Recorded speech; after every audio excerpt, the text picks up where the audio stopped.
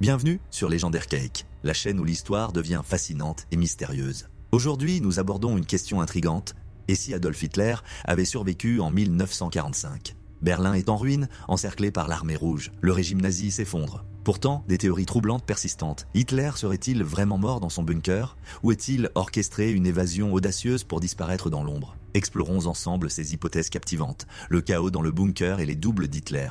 Dans les derniers jours de la guerre, Hitler serait enfermé dans son bunker à Berlin avec son entourage proche. Officiellement, il se serait suicidé le 30 avril 1945. Cependant, des zones d'ombre persistantes. Certains témoignages de l'époque annonçant que Hitler aurait utilisé des doubles. Ces sosies, choisis pour leur ressemblance physique frappante et entraînés à l'idée à imiter ses gestes, auraient pu tromper les Alliés. Imaginez, un double se sacrifie dans le bunker, son corps retrouvé et rapidement identifié comme celui d'Hitler, tandis que le véritable Führer s'échappe.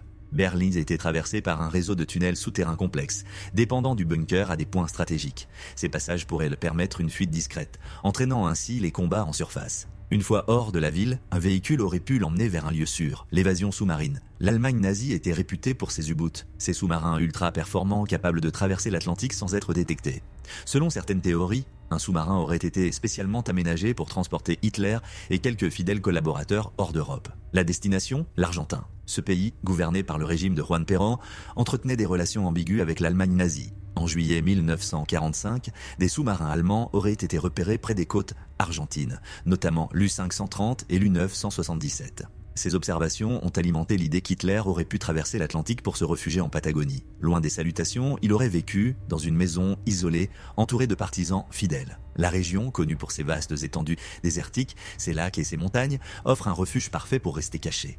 La fuite en avion, un plan audacieux, un autre scénario tout aussi spectaculaire. Hitler aurait quitté Berlin par les airs. À la fin de la guerre, l'Allemagne nazie disposait encore de quelques aérodromes fonctionnels. Selon cette théorie, un avion léger aurait été préparé pour exfiltrer le dictateur. Certains témoins auraient rapporté des bruits d'avions dans les environs de Berlin à la fin d'avril 1945. Une fois en vol, l'appareil aurait suivi une route discrète, atterrissant dans une région éloignée. Là, Hitler aurait changé de moyen de transport pour poursuivre sa fuite. Peut-être aurait-il rejoint une base secrète en Autriche ou même une île éloignée où l'accès aurait été pratiquement impossible pour les Alliés. Les Alpes bavaroises, une cachette parfaite. Le Berghof, la résidence d'Hitler dans les Alpes bavaroises, aurait pu servir de refuge temporaire. Situé au cœur des montagnes, ce domaine était entouré de tunnels et de bunkers, capables de résister à des assauts prolongés. Ces infrastructures, combinées à l'environnement naturel des Alpes, offriraient une protection idéale. Les grottes et les passages secrets permettaient de se déplacer sans être repérés, tandis que les montagnes constituaient un rempart naturel contre toute invasion.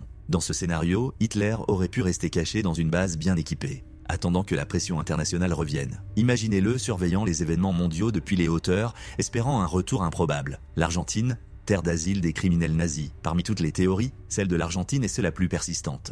Après la guerre, de nombreux criminels nazis ont effectivement trouvé refuge en Amérique du Sud grâce à des réseaux clandestins. Joseph Mengele et Adolf Eichmann figurent parmi les plus célèbres. L'Argentine, avec son isolement géographique et ses villages germanophones, était un lieu idéal pour disparaître. Des témoignages d'habitants locaux rapportent avoir vu un homme correspondant à la description de Hitler dans les années 1950. Certaines archives déclassifiées montrent même que des fonctionnaires américains considéraient cette possibilité. Mais aucune preuve irréfutable n'a jamais été découverte, alimentant le mystère. Pourquoi ces théories fascinent-elles autant ? L'absence de preuves définitives sur la mort de Hitler alimente les spéculations. Les corps de Hitler et d'Eva Braun n'ont jamais été officiellement identifiés. Cette ambiguïté, combinée à l'atmosphère chaotique de la fin de la guerre, offre un terrain fertile pour les théories les plus audacieuses.